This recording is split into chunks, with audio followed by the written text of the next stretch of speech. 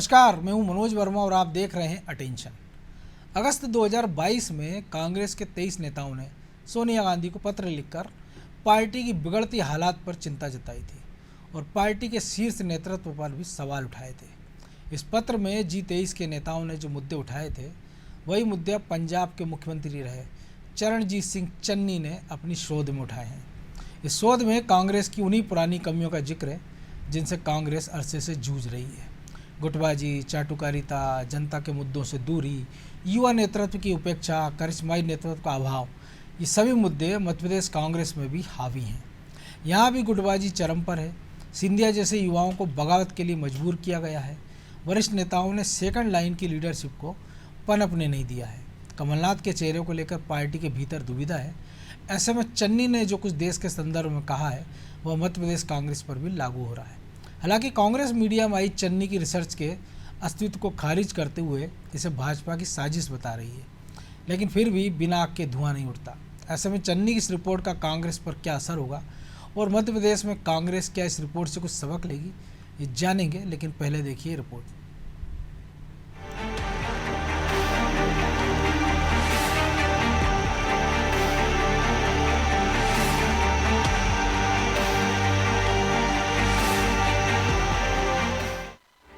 कांग्रेस में आंतरिक गुटबाजी, चापलूसी, युवा नेताओं की उपेक्षा जैसी बीमारियां आम हैं, लेकिन इन कमियों पर कांग्रेस की लीडरशिप अक्सर चुप्पी साधे रहती है।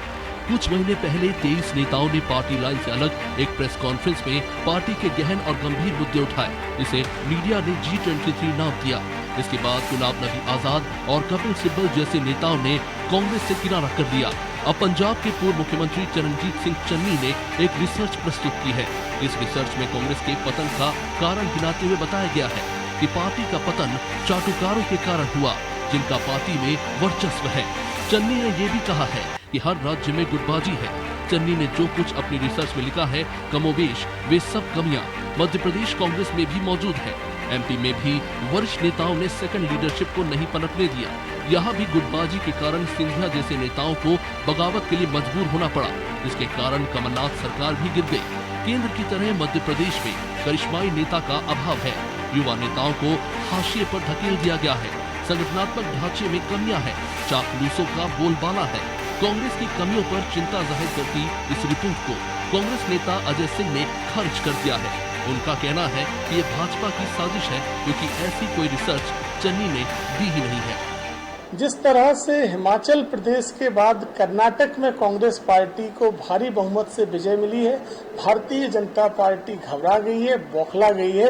इसलिए डर्टी ट्रिक्स डिपार्टमेंट को सक्रिय किया है। कांग्रेस के नेताओं के नाम से फर्जी खबरें और फर्जी रिपोर्टें प्रचारित की जा रही हैं, जबकि पंजाब के पूर्व मुख्यमंत्री हो या अन्य कोई नेता हो, किसी भी नेता द्वारा इस तरह की कोई रिपोर्ट नहीं दी गई है। कांग्रेस पार्टी पूरी तरह एकजुट है। जनता के सामने भारतीय जनता पार्टी के झूठ फरेब की अब कलई खुल गई है। चरणजीत सिंह चन्नी की रिपोर्ट पर टिप्पणी करते हुए भाजपा प्रवक्ता राजो मालवीय ने कहा है कि चन्नी ने कांग्रेस की हकीकत बयां कर दी है, लेकिन वर्तमान नेतृत्व न तो अपने आप को कमजोर मानता है, न सुधार करना चाहता है। कांग्रेस के पूर्व मुख्यमंत्री चरणजीत सिंह चन्नी के द्वारा अभी एक शोध की गई है और उस शोध में महत्वपूर्ण विषय था कि कांग्रेस पिछड़ी क्यों। कांग्रेस के वरिष्ठ नेताओं की जिस तरह से अनदेखी हुई है, जिस तरह से सोनिया गांधी का अपने आप को राष्ट्रपति से भी बड़ा मानना और वहाँ कांग्रेस के प्रधानमंत्री पद के दावेदार का जन्म किसी परिवार के पुत्र या पुत्री होने से होता हो, वहाँ मुझे नहीं लगता कि ऐसी शोध का कोई मायना होगा।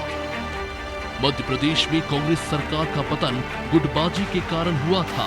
सिंधिया जैसे लीडर को हाशिए पर धकेलने का प्रयास हुआ, जिसका नतीजा सरकार के पतन के रूप में सामने आया।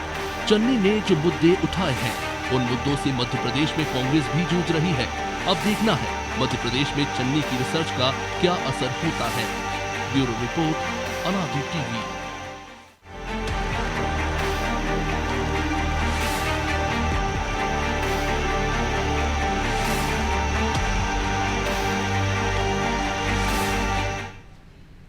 इसी मुद्दे पर चर्चा करने के लिए हमारे साथ जुड़ेंगे वरिष्ठ पत्रकार देवदत्त दुबे और हमारे सहयोगी ब्रजेश चौक से फिलहाल हमारे साथ जुड़ गए हैं।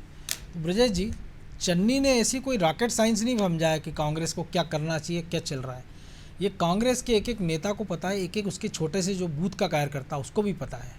लेकिन सवाल यही है कि सब कुछ पता होने के बाद, जब बीमारी भी पता है, इलाज भी पता है, तो इलाज क्यों नहीं होता है।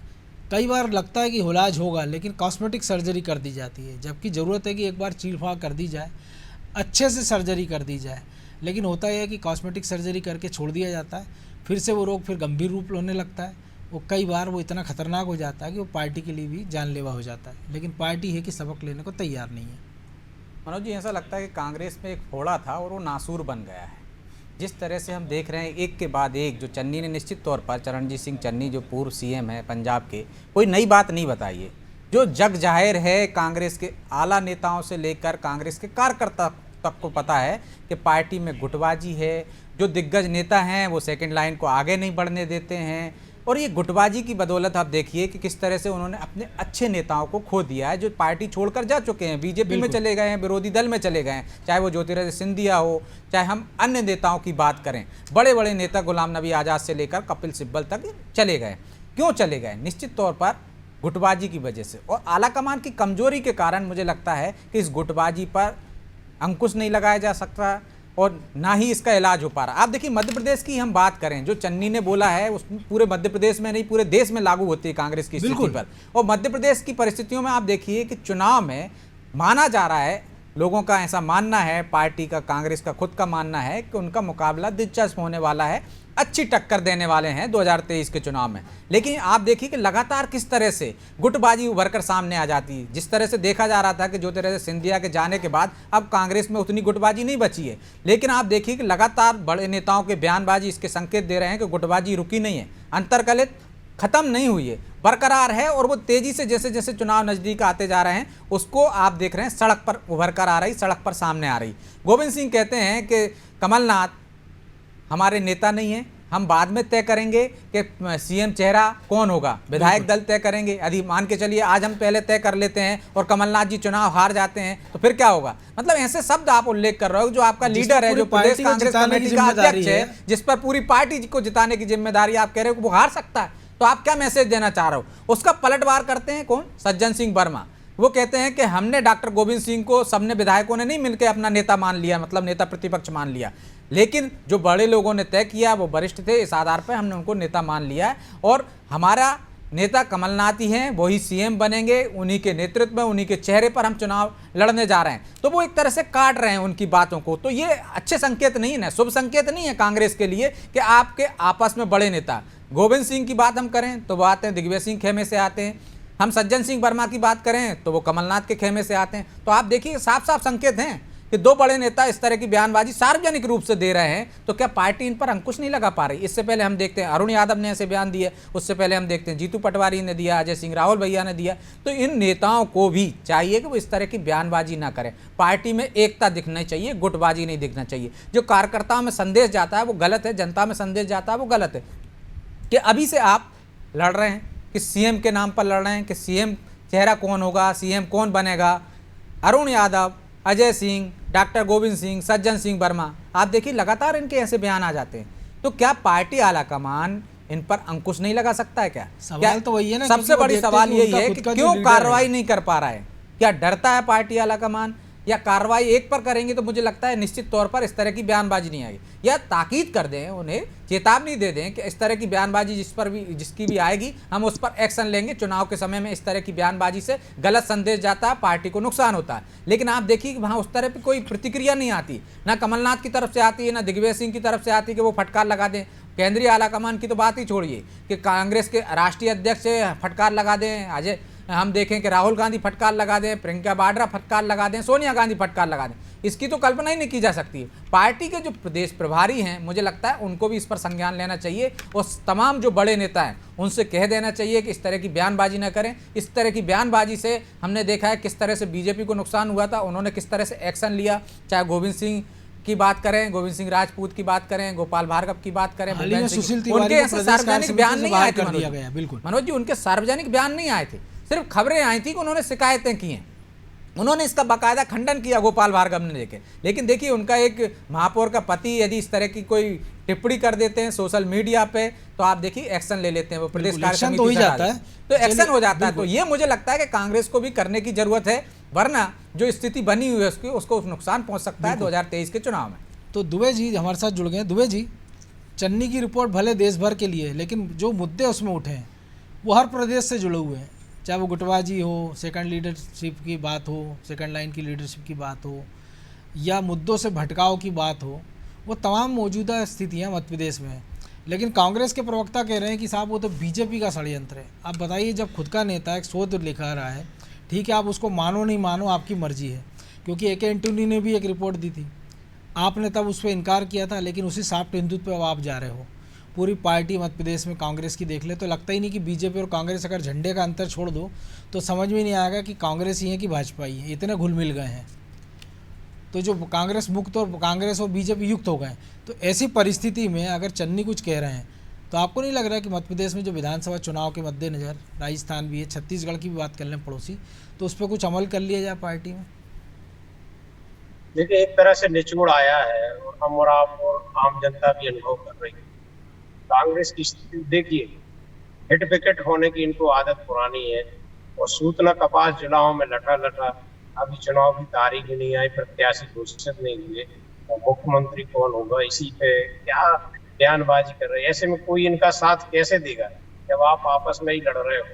आपकी लड़ाई होना चाहिए मुद्दों पे, भाजपा के खिलाफ जनता की लड़ाई होनी चाहिए, तो आप आपस में ही बयानों में उठे रहते हैं। और किस तरह के बयान, मुझे लगता है चन्नी की रिपोर्ट पर यदि इन्होंने वाकई में अमल नहीं किया तो भले ही माहौल कितना हो, तो आज कितना हो, लेकिन ये आपस में ही लड़के उस माहौल को खराब कर लेंगे।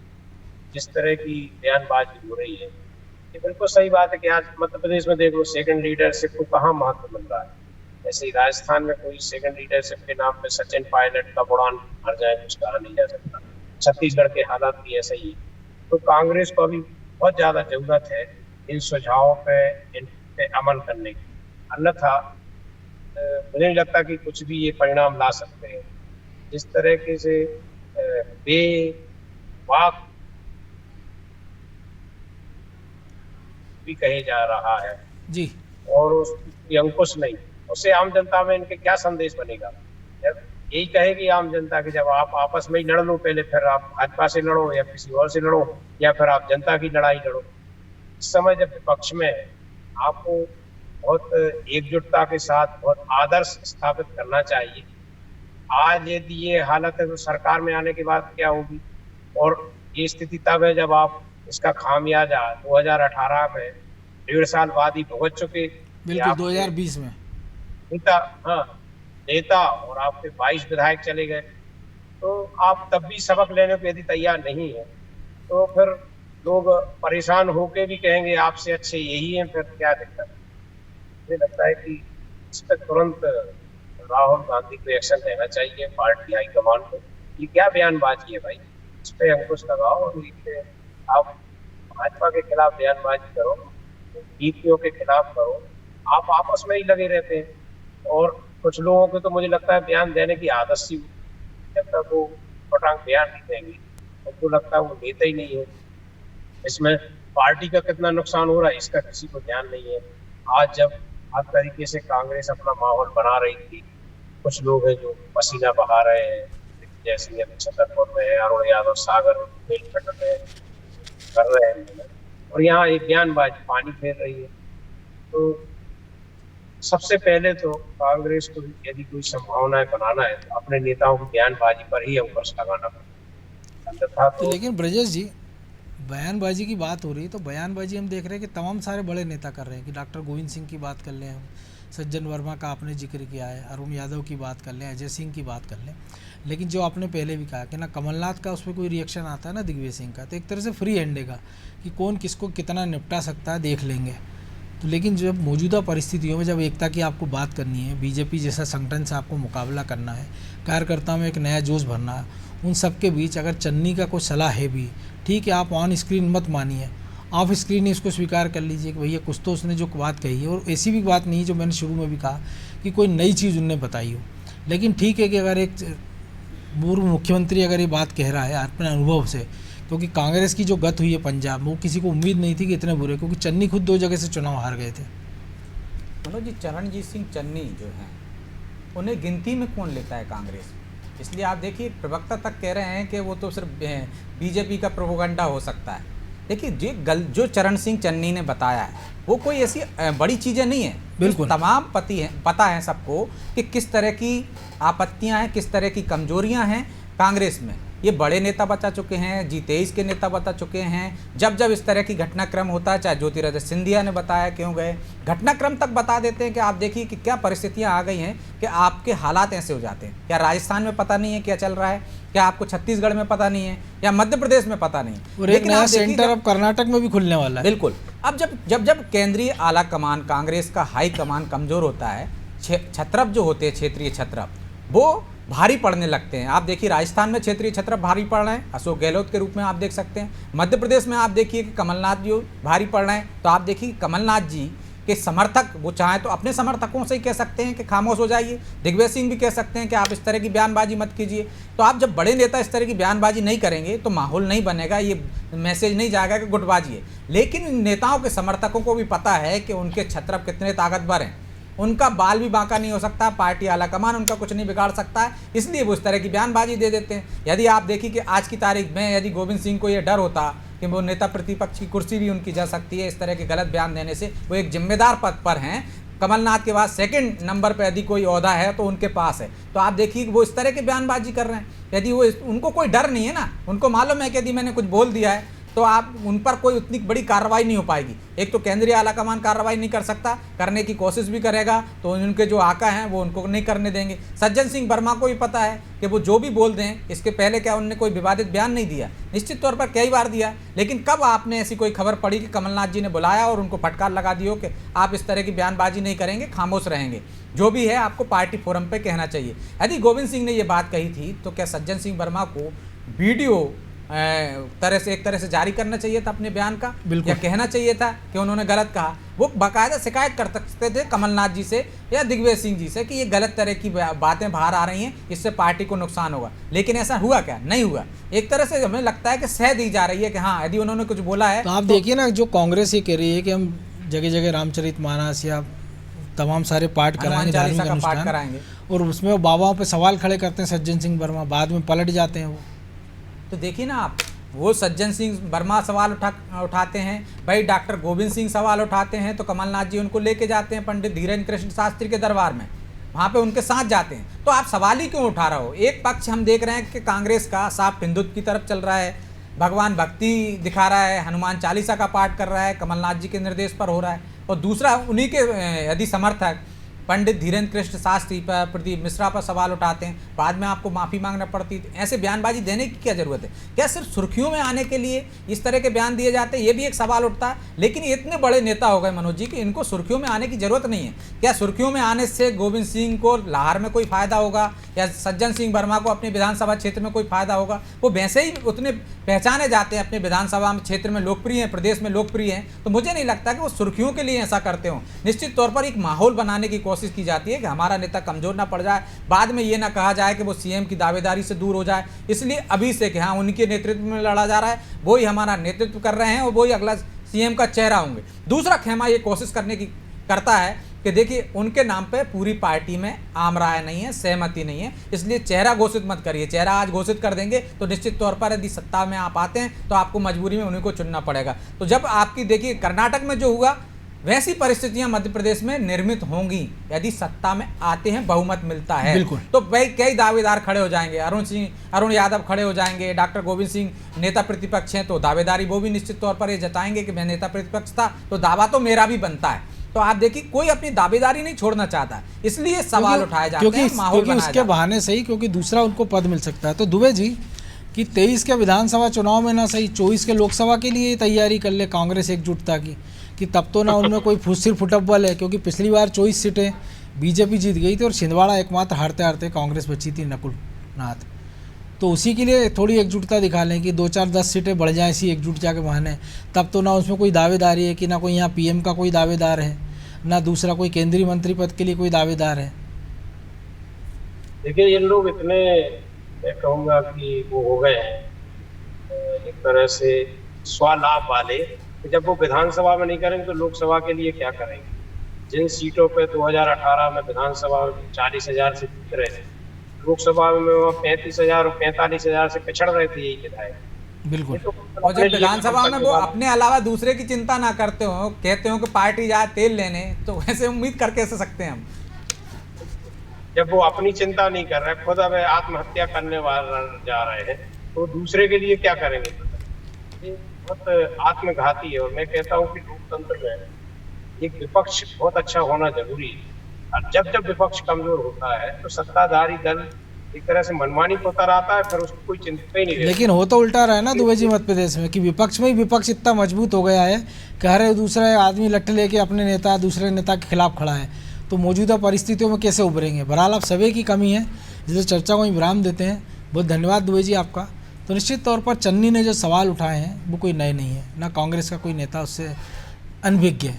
लेकिन सबसे बड़ी बात यह है कि जब आपको मर्ज पता है तो आप समय से उसकी दवा करने को तैयार क्यों नहीं है।